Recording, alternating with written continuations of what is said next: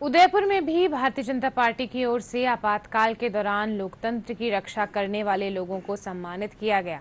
समारोह में भाजपा के प्रदेश संगठन प्रभारी डॉक्टर राधा मोहन दास अग्रवाल और प्रदेश अध्यक्ष मदन राठौड़ सहित कई लोग मौजूद रहे।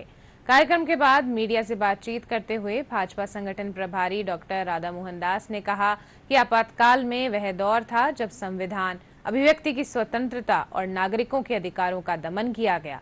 यह दिन भारतीय लोकतंत्र के इतिहास में काला धब्बा है, जिसे कभी भी नहीं भुलाया जा सकता। हमारी श्रीमती इंदिरा गांधी ने देश में एक कानून पास किया।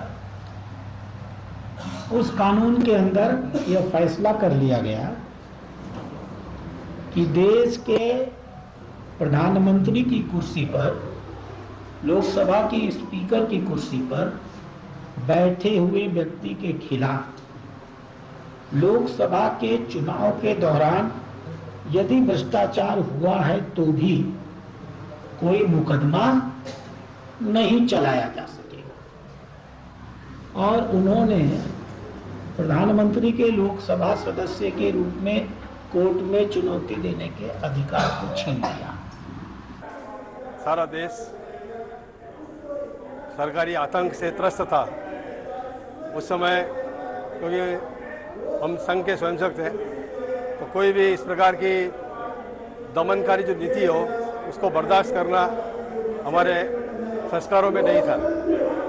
मैं उस समय 10वीं कक्षा में पढ़ता था, तो उसके विरोध स्वरूप जो दमनकारी नीति, सरकारी नीति चल रही थी, उसके विरोध स्वरूप हमने श्रीमती इंदिरा गांधी का पुतला और उसकी अर्थी बना के, हम कुछ 5 कार्यकर्ता थे, वो वहाँ से हाथीपोल से निकलकर दिल्ली गेट, वहाँ पर हमने विरोध किया।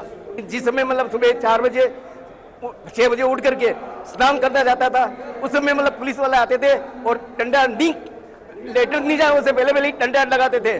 और उसके बाद फिर वापस देखा जाए तो वापस 2 मिनट में रुक करके हमें देख करके बताते थे कि भाई ये जेल निकल रहे हैं। फिर वापस हमें अंदर जाकर 2 मिनट में अंदर जाके वापस बैरिक में जाना पड़ता था। उस आपातकाल में हजारों लोगों को, हजारों स्वयंसेवकों को गिरफ्तार कर जेलों में ठूस दिया गया, काफ़ी यातनाएं दी गई, अनेक प्रकार के कष्ट झेले। और अब वर्तमान में इस सरकार ने 50 वर्ष हमारी लोकतंत्र सेनानी घोषित कर हमारा सम्मानित किया। जेल में गिरफ्तारी दे के गया था और वहाँ बहुत अत्याचार होते थे और हमको खाने का पीने का कहीं देते नहीं थे, इसलिए हमको